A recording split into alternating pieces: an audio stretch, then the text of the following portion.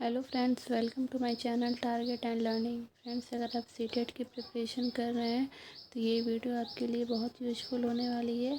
इसमें हम सीटेट के प्रीवियस ईयर के मैथ्स पेडागोजी के क्वेश्चंस देखेंगे जो हमारे एग्ज़ाम में पूछे गए हैं। तो चलिए हम स्टार्ट करते हैं।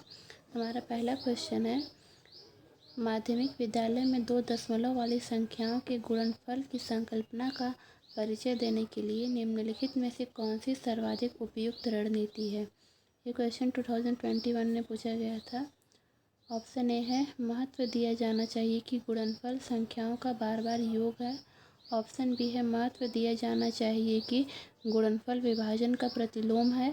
ऑप्शन सी है, संकल्पना का परिचय देने के लिए कलन विधि का प्रयोग किया जाना चाहिए। ऑप्शन डी है, प्रक्रिया का चित्रात्मक रूप में प्रदर्शन करना चाहिए। इसका ऑप्शन नंबर डी सही होगा। हम जिस चीज़ को अगर चित्रात्मक रूप से प्रदर्शित करते हैं तो वो बच्चों को ज़्यादा अच्छे से समझ में आती है। क्वेश्चन नंबर 2 है, निम्नलिखित में से कौन सी योजना विद्यार्थियों को गणितीय प्रश्नों को हल करने का शिक्षण देने के लिए सर्वाधिक उपयुक्त है।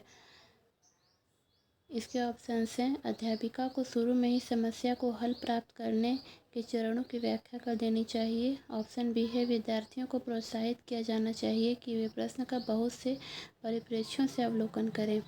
ऑप्शन सी है, अनुमान और सत्यापन अधिगम को कड़ाई से प्रोत्साहित किया जाना चाहिए। ऑप्शन डी है, प्रारंभ में ही दिए गए प्रश्नों के समूह को हल करने के आवश्यक सूत्रों की सूची उपलब्ध करा देनी चाहिए। फ्रेंड्स, अगर हम क्वेश्चन को ध्यान से देखेंगे और समझेंगे तो हमें आंसर अच्छे से पता चल जाएगा। जैसे इसमें ऑप्शन ए में ही देखिए दिया हुआ है कि समस्या का इसको स्टार्टिंग में ही सॉल्व कर देना चाहिए। अगर हम किसी चीज़ को स्टार्टिंग में सॉल्व कर देंगे तो बच्चे इसमें क्या समझेंगे, इसलिए यही गलत हो गया। ऑप्शन सी में देखते हैं, इसमें हतोत्साहित करना चाहिए, यानी ये नेगेटिव वर्ड खो दे तो ये अपने आप ही गलत हो जाएगा। ऑप्शन डी में देखिए दिया हुआ है कि इसमें समूह को हल करने के लिए आवश्यक सूत्रों की सूची उपलब्ध कराना चाहिए, यानी पहले उसको रूल ही बता देना चाहिए, ये भी गलत हो गया। इसलिए हमारा ऑप्शन नंबर बी सही होगा। क्वेश्चन नंबर 3 है, एक आकृति का त्रिभुज होने के लिए शर्त है कि यह 3 रेखाखंडों का सम्मेलन हो। यह जनवरी 2021 में पूछा गया था। इसके ऑप्शंस हैं, आवश्यक और पर्याप्त दोनों ही शर्त हैं। बी है, न तो आवश्यक और न ही पर्याप्त शर्त है। ऑप्शन सी है, आवश्यक है परंतु पर्याप्त शर्त नहीं है। ऑप्शन डी है, पर्याप्त है परंतु आवश्यक शर्त नहीं है। इसका ऑप्शन सी सही होगा। आवश्यक है परंतु पर्याप्त शर्त नहीं है। अब हम देखेंगे क्वेश्चन नंबर 4, किस विधि से यह सिद्ध किया जा सकता है कि दो सम पूर्णांकों का योग सदैव सम होता है। तो ऑप्शन ए, आगमन विधि द्वारा उत्पत्ति। बी है, प्रत्यक्ष उत्पत्ति। सी है, प्रतिवाद द्वारा उत्पत्ति। डी है, प्रति सकारात्मक उत्पत्ति। इसका आंसर होगा ऑप्शन बी। जैसे इसमें दिया है कि 2 इवन नंबर को अगर हम ऐड करते हैं तो वो हमेशा इवन नंबर आता है। जैसे हम 2 और 2 को ऐड करें हो गया हमारा 4, 2 और 6 को ऐड करें तो हो गया हमारा 8। तो ऐसे हम कर सकते हैं कि इसका मतलब होता है डायरेक्ट प्रूफ, तो हम डायरेक्ट ऐड करके ये बता सकते हैं। तो ये इसका ऑप्शन बी सही रहेगा। अब हम देखते हैं क्वेश्चन नंबर 5, गणितीय कक्षा कक्ष को प्रभावी बनाने के लिए निम्नलिखित में से क्या प्रभावी है। ऑप्शन ए है, समूह में कार्य और समूह में समस्या सुलझाने को हतोत्साहित करना चाहिए। बी है, महत्व दिया जाना चाहिए कि अनिवार्य रूप से गणित एक मूर्त विषय है। ऑप्शन सी है, एक प्रश्न को हल करने के लिए विभिन्न तरीकों को प्रोत्साहित करना चाहिए।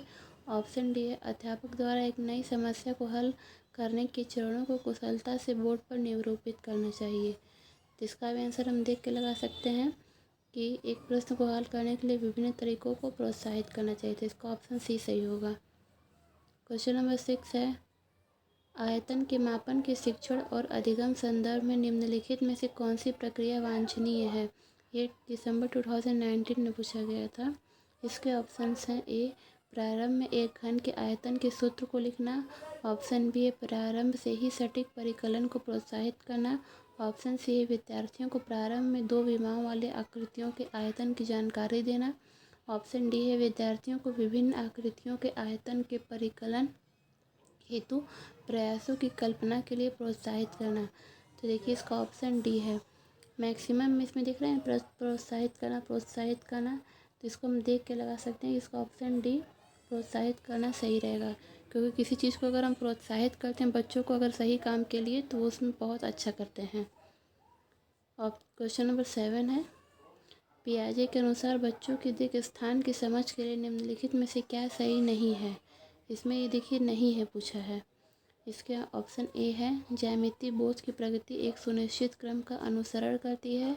ऑप्शन बी है, ज्यामितीय बोध की प्रगति ऐतिहासिक क्रम में होती है, न कि तर्कसंगत क्रम में। ऑप्शन सी है, बच्चों में दिक स्थान की प्रारंभिक समझ उनके ज्ञानेंद्रिय प्रेरक अनुभव से उत्पन्न होती है। ऑप्शन डी है, प्रक्षेपित दिक स्थान को समझने के लिए विभिन्न दृश्यों स्पर्शी अनुभवों के तालमेल की आवश्यकता होती है। इसमें हमसे पूछा है क्या सही नहीं है, तो इसका ऑप्शन बी सही नहीं है। बाकी जो ऑप्शन ए, सी और डी ये तीनों हमारा सही है। क्वेश्चन नंबर 8 देखते हैं। ये जुलाई 2019 में पूछा गया था। अनुपात और समानुपात प्रत्यय को समझने के लिए अनुपातिक विवेचन की भूमिका को उजागर किया था।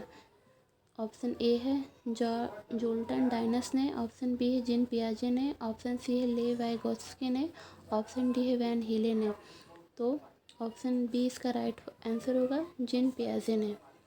देखते हैं क्वेश्चन नंबर 9। ये जुलाई 2019 में पूछा गया था।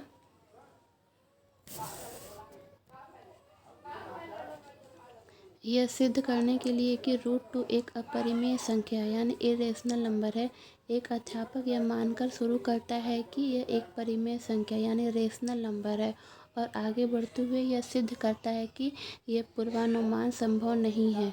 यह उपपत्ति निम्न विधि का उदाहरण है। ऑप्शन ए है निगमन, बी है प्रतिवाद, सी है सत्यापन, डी है आगमन। तो ऑप्शन बी इसका राइट होगा, प्रतिवाद। हम देखते हैं क्वेश्चन नंबर 10।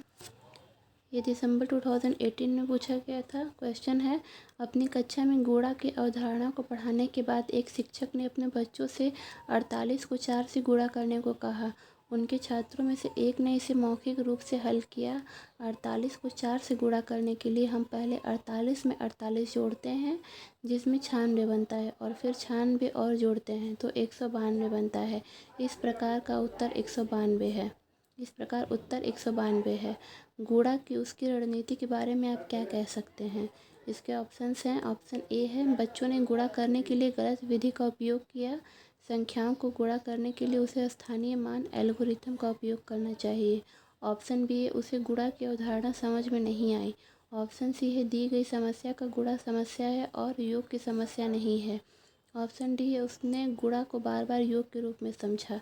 तो हम बता सकते हैं कि ऑप्शन डी इसका सही है, क्योंकि उसने क्या किया है, 48 में 48 जोड़ा है, फिर उसका 96 बनता है, और 96 को फिर जोड़ता है तो उसका 192 बनता है। तो उसने गुणा को बार बार योग के रूप में समझा, इसलिए इसका ऑप्शन डी सही है। फ्रेंड्स, आई होप मेरी ये वीडियो आपको अच्छी लगे, तो प्लीज़ मेरे चैनल को लाइक, शेयर एंड सब्सक्राइब ज़रूर करिएगा। आगे के क्वेश्चन हम अगले पार्ट में करेंगे। Thank you so much.